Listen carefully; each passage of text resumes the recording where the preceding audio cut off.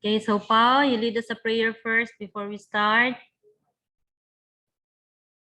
Okay, Chair. Let us pray. Our Father in heaven, we praise and glorify your name, for you are the creator of everything. Lord, as we start our class this afternoon, may your holy presence be with all of us. Please give us knowledge and understanding. In Jesus' name we pray, amen. Amen. Okay, so again, good afternoon, grade 10. Good afternoon, Chair. Okay, good afternoon, Ella. Oh, where's Ella? Afternoon, Chair. Okay, hi. Where are your classmates? Okay, ba't kayo lang dalawa? Si Claire, Chair. Uban me. Ah, okay. You turn on your camera so you can see your classmates also. Okay, so our topic this afternoon, continuation siya class nung pinag-aralan natin noong nakaraang linggo before your exam, di ba? So, tungkol sa kaninong buhay yung pinag-aralan natin grade 10.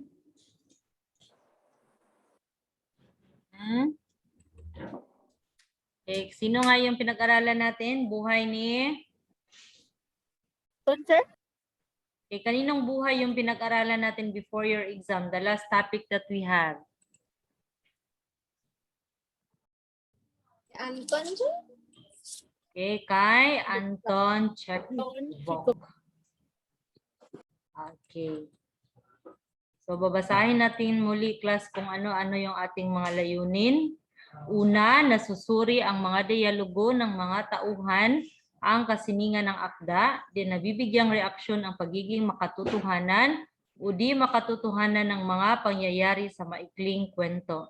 And nagagamit ang focus ng pandiwa, tagaganap at layon sa isinulat na kwento. So, tapos na to, class. Okay, Okay, so pag-aaralan natin ngayon ang tungkol sa kompleksidad. So, continuation ng ating pinag-aralan noong nakaraang linggo. Okay, merong katanungan dito, class. So, naniniwala ka bang hindi nawawala ang problema sa buhay ng tao? O ang tao lang talaga ang gumagawa ng kanyang problema? So, ikaw, Denise, ano sa palagay mo, Denise? Hello, Chester. Is this you, Chester?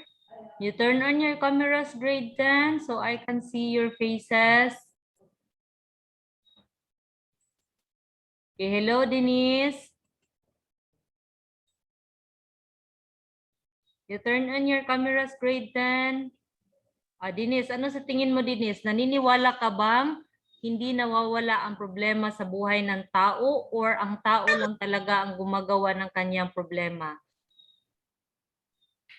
Ano sa tingin mo, Denise? Tao ang gumagawa ng kanyang problema. Okay, so tao lang ang gumagawa ng problema.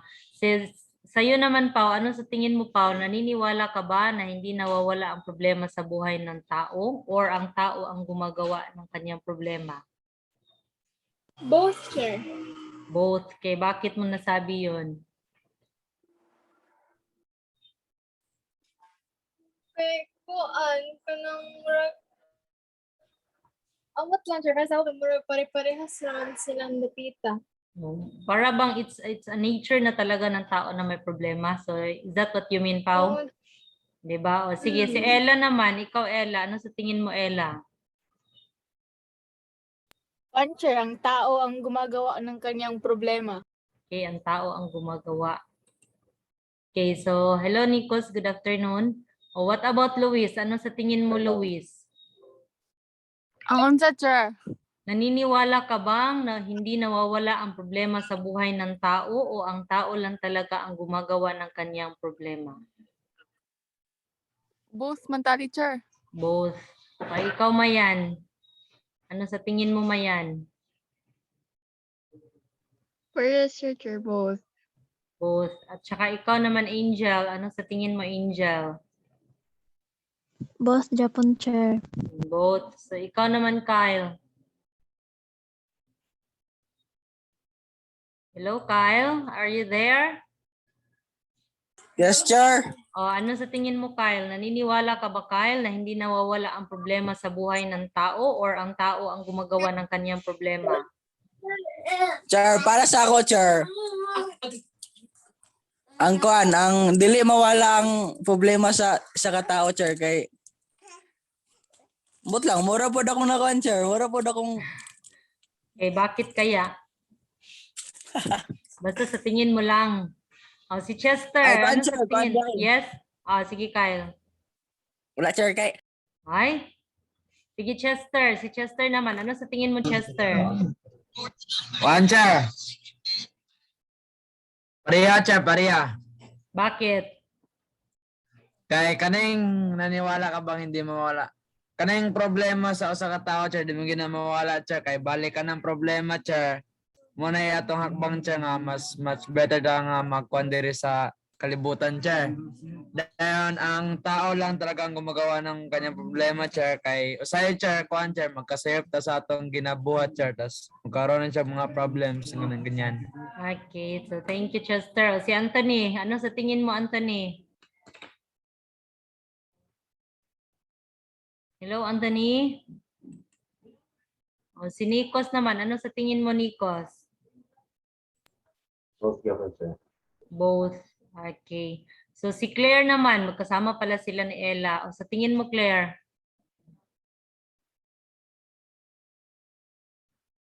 You turn on your cameras, class. Okay, ba't nawala si Claire? Nawala si Ella. Okay, so both sinasabi ninyo, di ba? So siguro, class, kasi di ba, pag sinabi natin problema sa buhay ng tao, parang nature na siya na wala sigurong tao na walang problema, di ba? So maybe kahit hindi mo ginustong gawin yun, for example, in our health. So pag nagkasakit tayo, class, that is a problem already, di ba?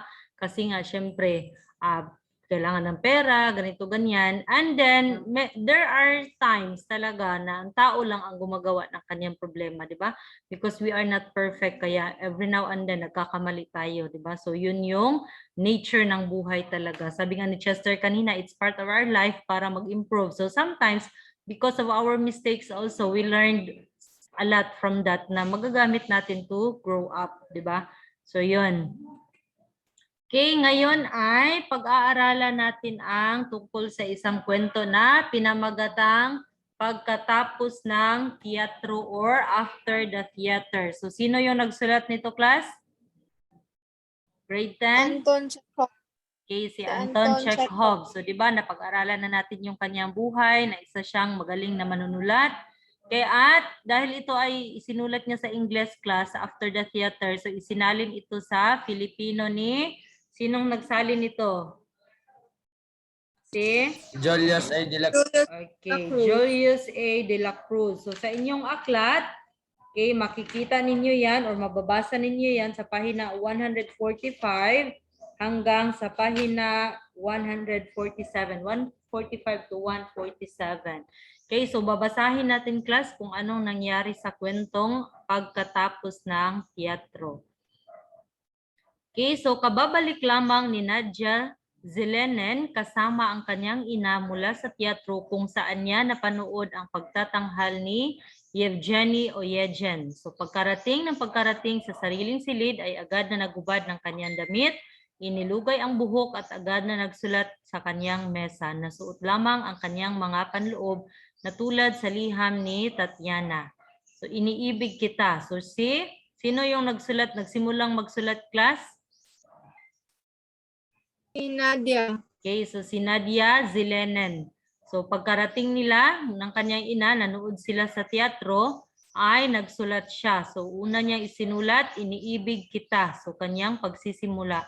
Ngunit di mo ako iniibig, di mo ako iniibig. Sino bang naano dito na friend zone, grade 10? May mga ganyan namang moment sa inyo, class, na friend zone? Si Kyle, meron na bang ganyan, Kyle? May pa-friend zone na ba dyan? Chester? Yes, Char. Wow! Na friend zone. So sabi nga niya, iniibig kita, ngunit di mo ako iniibig. Char.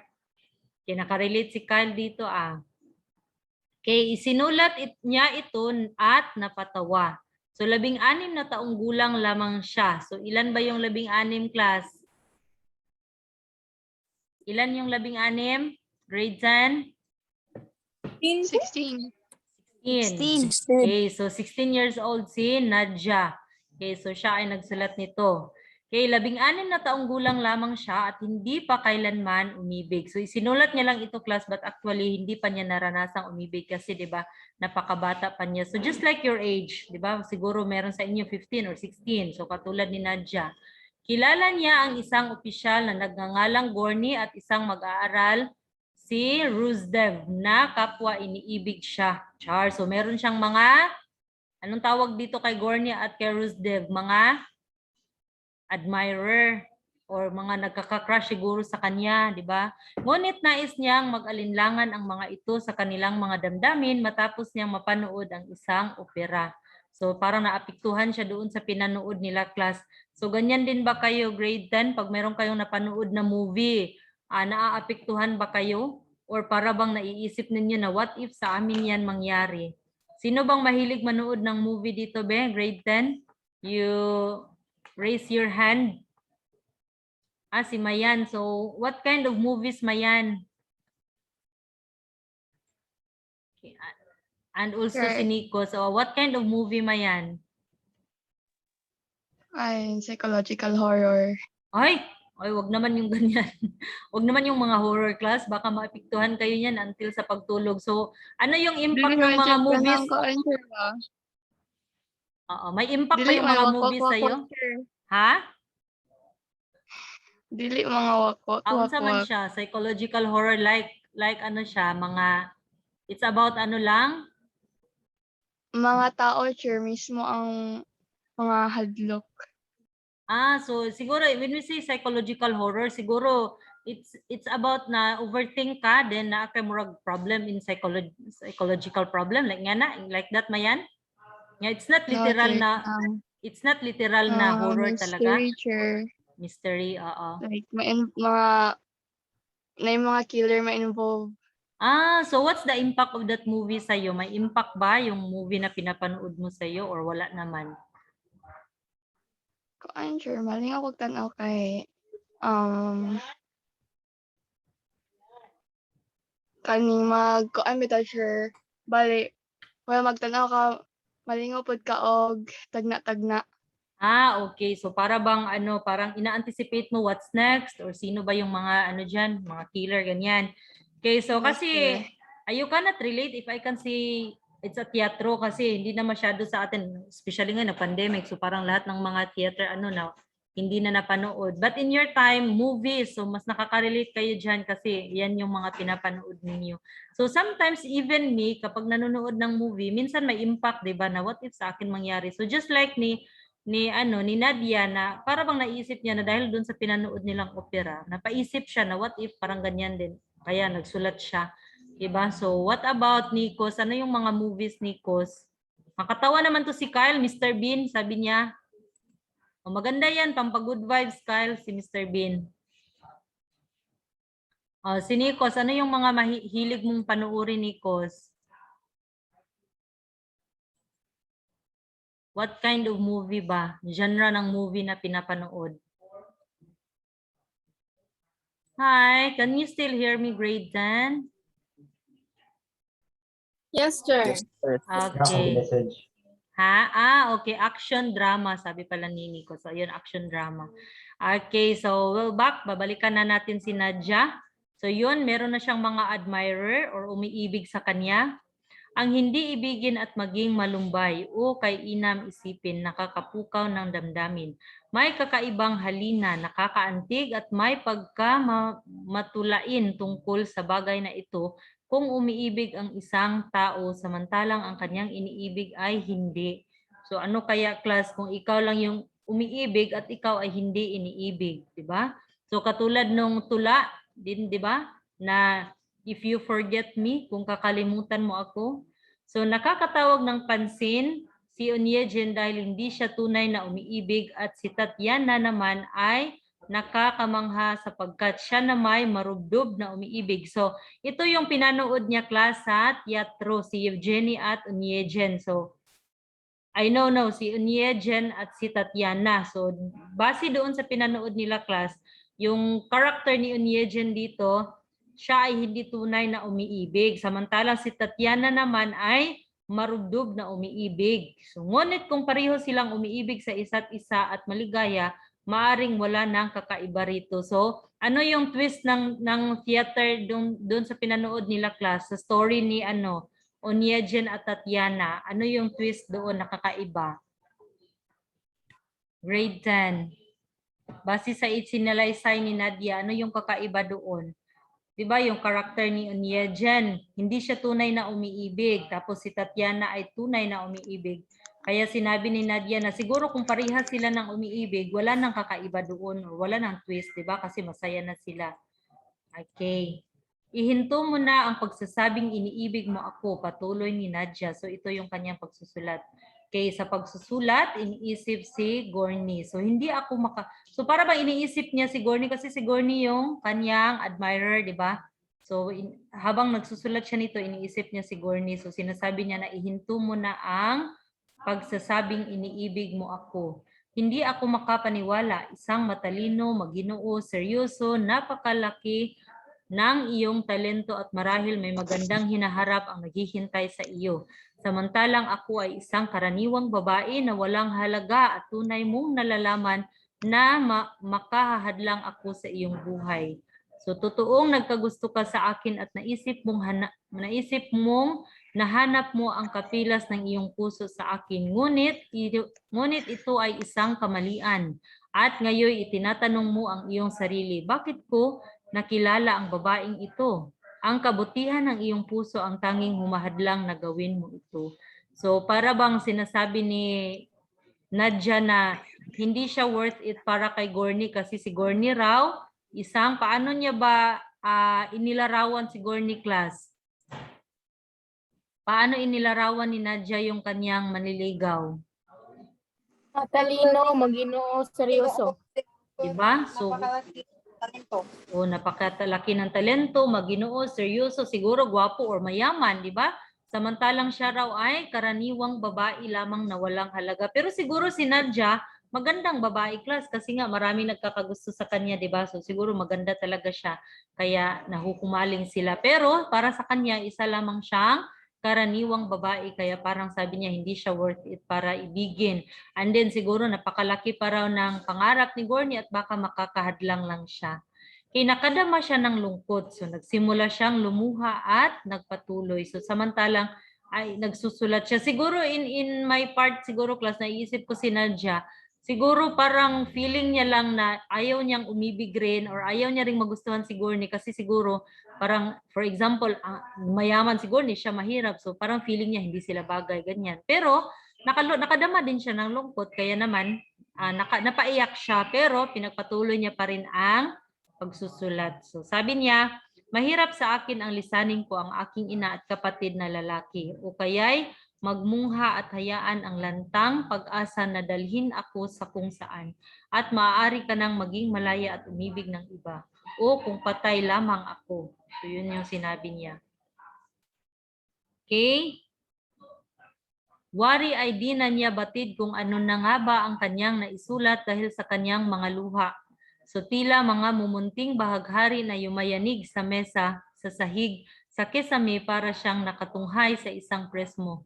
Di siya makasulat, muli siyang naupo at tuluyang naibaon ang sarili sa pag-iisip kay Gorny. So ano sa tingin niyo grade 10? May feelings din ba siya kay Gorny or wala?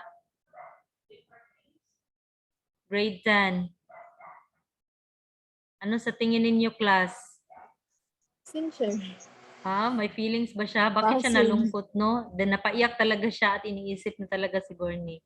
So, ang mga kalalakihan tunay na mahiwaga, sabi niya, nakapupukaw ng damdamin.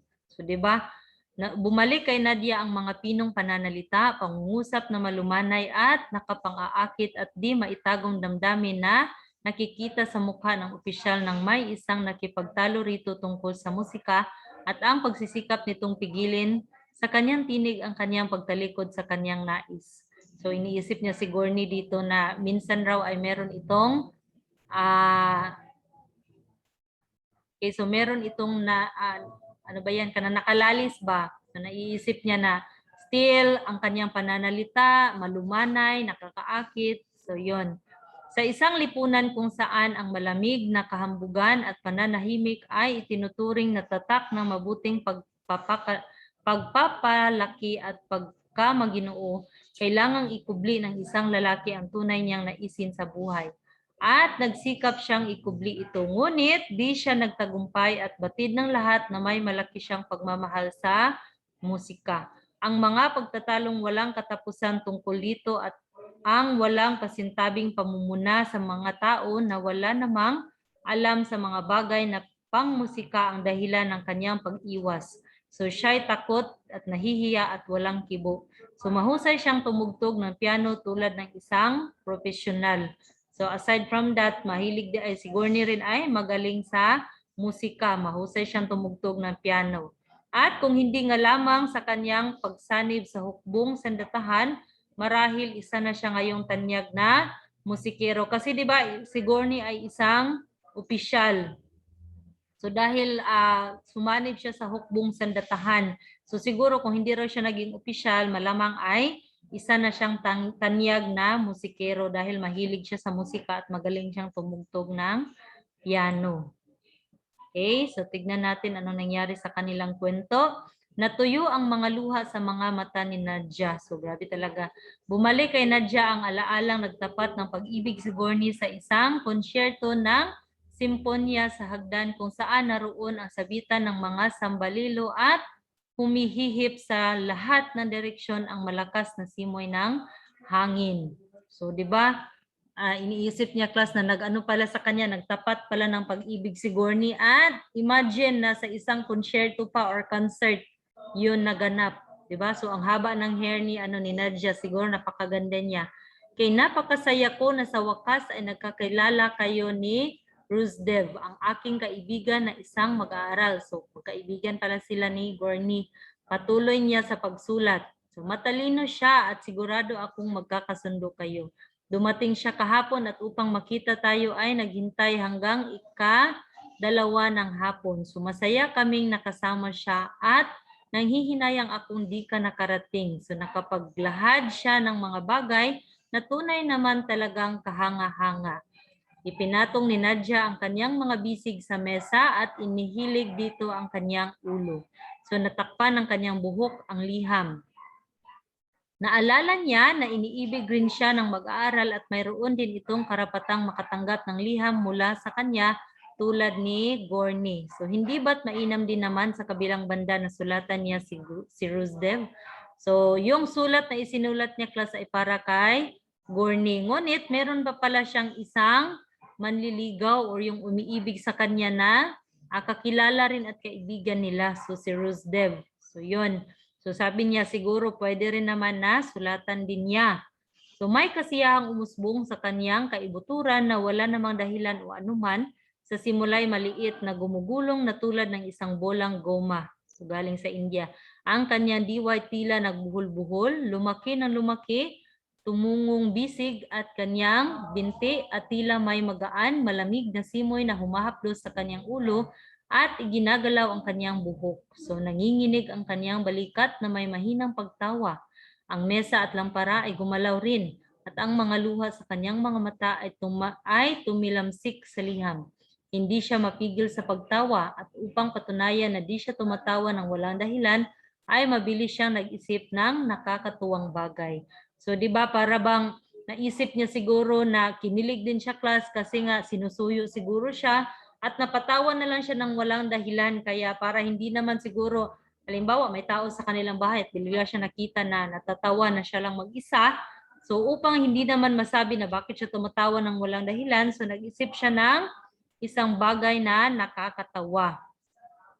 So nakakatuwang aso, sabi niya tila nagmamasid sa pagtawa. So nakakatuwang aso pero alibay niya lang pala yun class para hindi naman siya masabihan na bakit siya tumatawa ng walang dahilan. So sinabi niya na lang na nakakatuwa yung aso. Pero yun pala, natawa siya dahil iniisip niya si Rusdev, yung kanyang manliligaw na isa, na biglang nag-flashback, siguro kinilig ba kaya siya or naisip niya kung paano siya sinuyo.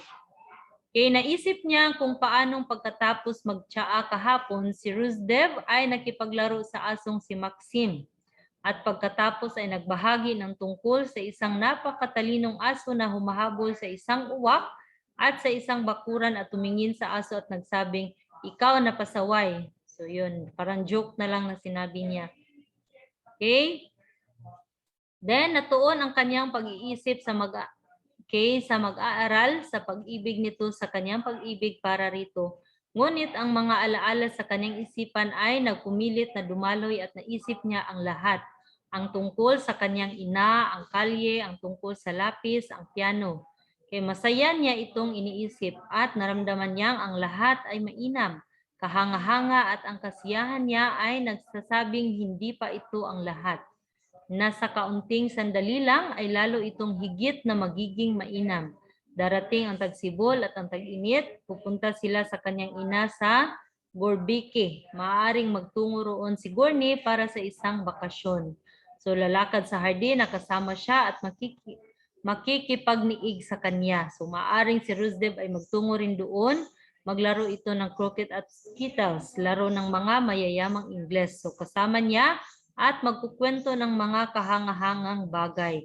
Ang hardin, ang gabi, ang dalisay na langit, ang mga bituin, kinahuhumalingan niyang lahat ito. So muling nanginig ang kanyang balikat sa pagtawa at para sa kanya tila may halimuyak ng mga uwang sa kanyang silid at may isang sanga na humahampas sa bintana. So have you tried that grade 10 na nag-i-imagine kayo ng isang bagay na parang, for example, ini-imagine ninyo yung crush ninyo, di ba? So, or ini-imagine ninyo the time na face-to-face pa tayo na siguro meron kayong mga crushes sa school, di ba?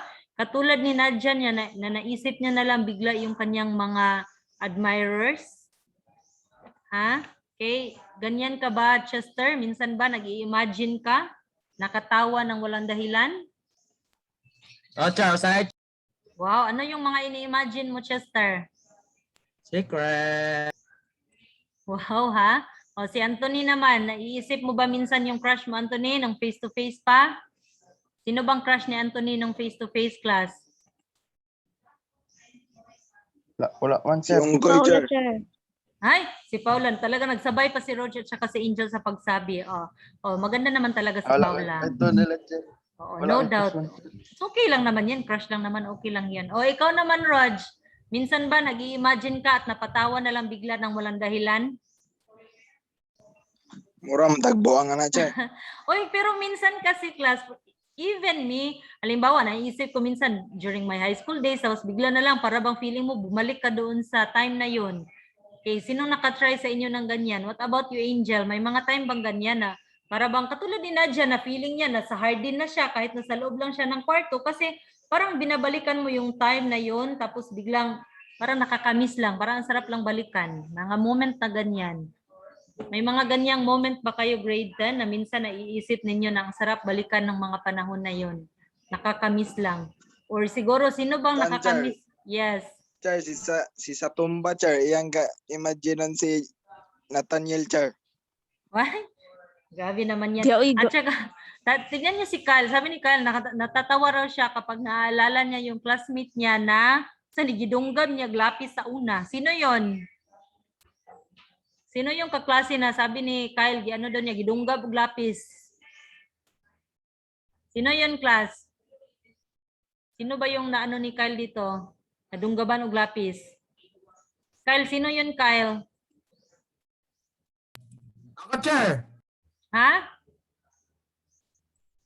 Ako. Kinsa si Chester? Nadunggaban? Ay, nagunggaban, sir.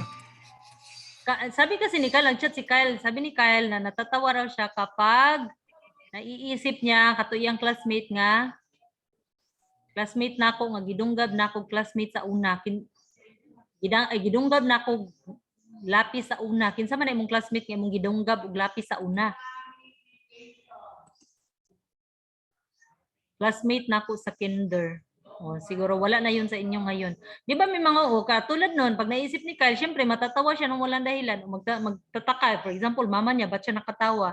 So katulad din ni Nadia, dahil sa kanyang pag-i-imagine, lalo na doon sa mga admirer niya, syempre kinilig din siya, natuwa rin siya. So yun, kaya feeling niya nasa hardin siya, nasa isang lugar siya na maganda.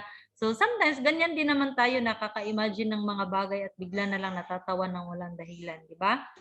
Okay, so tignan na natin class, ano nang naging wakas ng kwento niya. Nagtungo siya sa kanyang higaan, naupo at di alam ang gagawin sa matinding kagalakan na lumulukob sa kanyang pagbabalik tanaw. O pagbabalik tanaw, nag-i-imagine siya ng mga pangyayari sa nakaraan. Tumingin siya sa cross na nakasabit sa ulunan ng kanyang higaan at sinabing, O Panginoong Diyos, O Panginoong Diyos. So yun lang pala. Okay, so yun lang pala yung naging wakas. Ano lang, nag-imagine lang siya kung gaano ka sarap sa pakiramdam na yung mga admirers niya naiisip niya din. Pero in her part talaga class, feeling niya na hindi talaga siya worth it na ibigin ng mga admirers niya. But in other part naman, kinikilig din siya at then natutuwa rin siya pag nai-imagine niya na yung sinusuyo siya, yung meron mga admirers niya. So yun, 'di ba? Kaya naisipan niya na magpadala ng sulat dito. So yun yung kanyang, yes? Sa una, Chair, katong high school ka, Chair, daghan ka admirers. Uy, maulo sa in our time class, naabutan ko pa talaga yung yung mga love letters. Oo, totoo talaga yan. For example, mga third year tapos first year, yung mga first year magpapadala ng mga love letters. As in talaga na yung stationery paper, yung kanang humot nga mga papel, naabutan ko pa yan class. And then iba talaga din kasi sunlug-sunlugon dayon kay, uy, ihatag sa ni Kuan bi, ihatag. So syempre, paghatag dito gibasa na. Igon nakaabot sa imo nabasa na. Mga ganyan, pero nakakatawa siya class kasi in your time ngayon, messenger, before talaga class kay wala man yan. So talagang kikiligin ka kasi malalaman ng iba, pasapasa yung mga letters, ganyan. In our time, naabutan ko pa talaga yan siya class. Then mga crushes, ganyan. I think hindi naman complete yung high school ninyo kung wala kayong crush.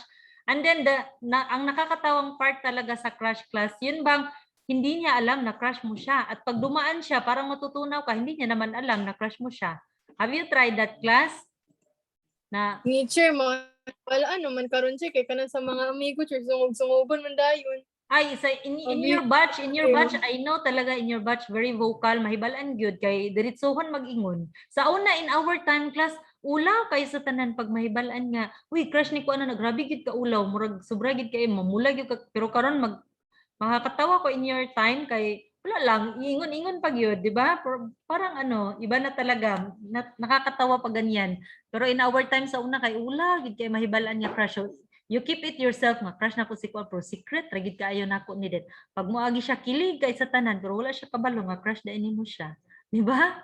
So yun lang, yun yung pinaka happy feeling siguro pag may crush. Kasi pag crush mo lang, walang label eh. Crush mo lang talaga siya, na gusto mo lang na everyday makikita mo siya, di ba? Unlike siguro if you're in relationship na talaga na boyfriend mo siya, boyfriend mo na talaga siya. Pero pag crush, lalo na pag na-notice ka ng crush mo, yon, di ba? So super kilig talaga yun, class. Samo kay ni si Kyle, oy, ako sure na ako'y crush pero bahok man siya tiil, di na lang. Sabi ni Anthony, ay walang label, ouch, pain. Oo, pag crush, walang label. Okay, so yun lang, class. So in your time, very okay lang talaga, class, na magkaroon kayo ng mga crushes. That is part talaga of your growing na magandang feeling. Ang pangit naman kung hindi nyo naranasan. Di ba? So kahit si Paula, ang ganda ni Paula, but I know si Paula may crush din yan. Keep it yourself, pero oo, si Mayan, ang ganda ni Mayan. Lahat ng mga girls sa grade 10, ang ganda ninyo, but I know you have your crushes and that is normal. Di ba?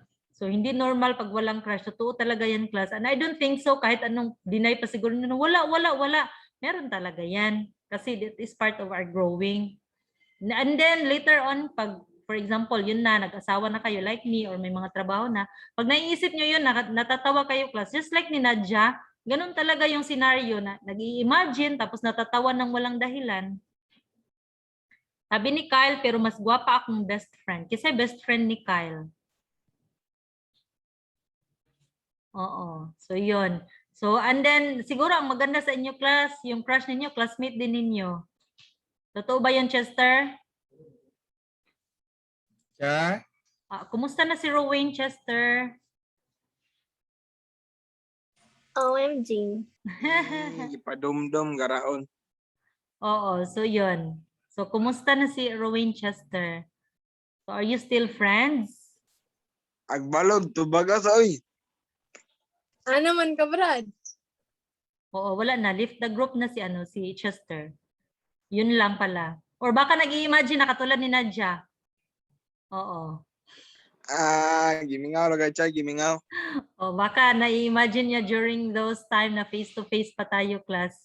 'Di ba? Nakakamiss din. Sino bang hindi nakakamiss sa inyo? 'Di ba? Siguro during the face-to-face natatawa kami, class, kasi napaka-excited ninyo pag sinabi ng teacher na okay, holiday, walang pasok, 'di ba? Pero ngayon, 2 years na yung holiday, parang gustong-gusto na naman ninyo na pumasok, 'di ba? So siguro naman majority of you na vaccine na, no? So hopefully by next year siguro, class. Okay, sana lang. Okay, so by the way, do you have any question with our topic? We only have 3 minutes na lang before we end. Grade 10. Wala. Okay, wala Wala na. na. Closing prayer, sir. Sir. Okay, so wala na. So after that one, class, just answer yung pag-aani 1 to 5 lang, ha. Only 1 to 5 with this story. And then take note na lang yung Sir, mga munang pangalan dyan. gihatag ninyong activity ato, sir. Oh, last time kasi continuation lang to, class, hindi kasi natin natapos. Last time only yung lang, life lang ni Anton Chekhov yung ating napag-aralan. So you answer the activity na binigay ko last time. So yun lang. So if there is none, wala na ba? Okay, we only have 2 minutes, then baka mawala na yan. Oh, ginawa na nilang chat box yung ating class ni Anthony at saka ni Kyle. Oh, tawang-tawa na silang dalawa. Okay, so thank you so much, grade 10, for listening. Have a great afternoon. Bye. Bye, Chair. Thank you. Bye, sir. Bye. Bye, Oo, Chair. pagkatapos nito, you try to imagine. Ay, sir. Yes, Anthony. Pwede, sir. Mangayo og kanang ID. Mga yuog. Topic. Tong ID na ako sa school, sir ba? Nawala mong student ID ko. Mga Para yuog sa ano, ID sir, ba? for. Tong ID na ako sa grade teacher ba? Nawala mo gud akong ID gud sa una. Kay gamit mo gud sa pag-vaccination. Grade 8 ID? Pag-register ba? Grade 8 ID? Kung magkano sa community churching, if we can produce that one, I think. Oh, birth certificate. Yes, sabi ni Chester. Yes. Pwede mo na. Oo, yes, Anthony. Just use the birth certificate na lang. Ayun na lang ng ID. Ngayon mo gumig ID, sir, sa ano? Di, okay ra na. Basta na Basta naka-birth Oh, basta certificate. na birth certificate. No need ID na. By the way, grade 10, ha, just for a minute. So according to Teacher Chelma, she already uploaded a video for your discussion. So just visit the Google Classroom, okay? Sir, ngayon yung may call, sir. Anong ID, ID? number sa ano? Okay raman unta na basta naalay birth certificate. Bisag na kay birth pangayuan gyapon og ID, Anthony. Sa pag-register, sir ba? Birth lang nga unang gamit. Oh, birth certificate. You try to ask Anthony kay we cannot produce that one kay ano pa man to, kanus apa to? Grade 8. Okay, by the way, grade 10, ha, wala na, in any moment, nag-shutdown na ta. So, thank you so much. Then, just chat me na lang, Anthony, for your concern, ha. Bye, grade 10. God bless everyone.